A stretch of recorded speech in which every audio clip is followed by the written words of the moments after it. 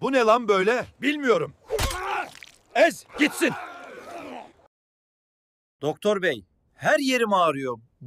Buram hep acıyor. Nere dokunursam acıyor. Temel, parmağın kırık.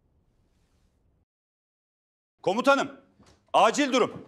Yunan tarafında hareketlenme var. Bu Yunanlar kaşınıyor yine. Haritaları getirin. Yiğitlerim, önümüzde bir karınca sürüsü var. Onlara zarar vermemek için ordunun yönünü değiştireceğiz. Allah Allah! Sen de kimsin be adam?